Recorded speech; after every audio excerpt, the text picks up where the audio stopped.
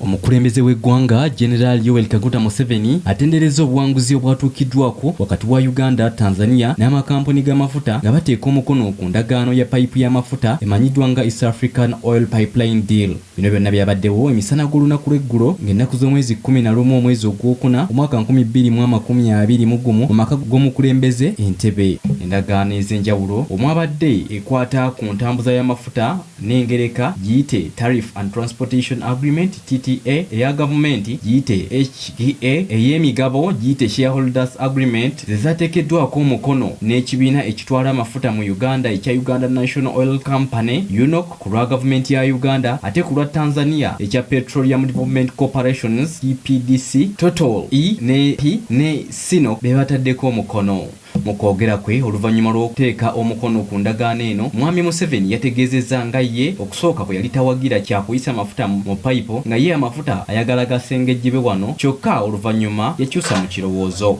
This oil refinery would be owned jointly by the East African countries if they agreed to participate. So that was my original plan.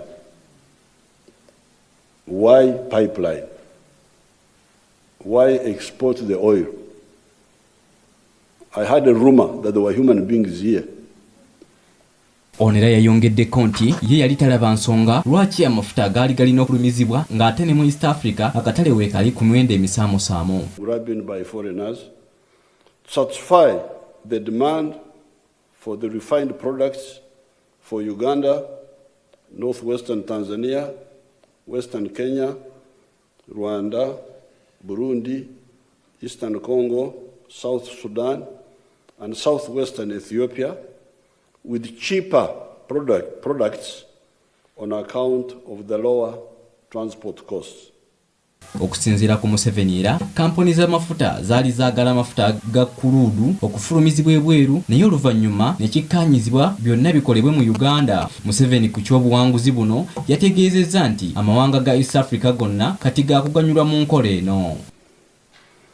The oil companies, however, were biased in favor of exporting crude oil only. For them,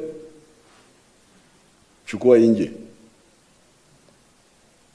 Pangu, bakisha hapa ndani. The compromise then was, okay, let us have both, the refinery and the pipeline. So that's why we are here now. Era yongeddeko n'ategeeza nti singa payipu eno eneeba emaliriziddwa okuva e Hoima mpaka Tanzania yakutondawo emirimu egisoba mu 1,000. If the brother countries work together, there is then the oil in Congo and South Sudan. This pipeline could turn out to be a very important project that may serve the region, not only in the short term, but also in the medium, if not the long term. This project should, in addition to what we have said, serve to awaken all Africans that prosperity and strategic security are only possible if we use the Pan-Africanist approach that gives us a bigger market and rationalizes economic linkages. Payipu eno eri ku buwanvu bwa kilometers 1445 okuva mu nsi z'amafuta mu Hoima mpaka e Tanzania e Tanga. Nze Arafat Musoke, STV Select enjawulo.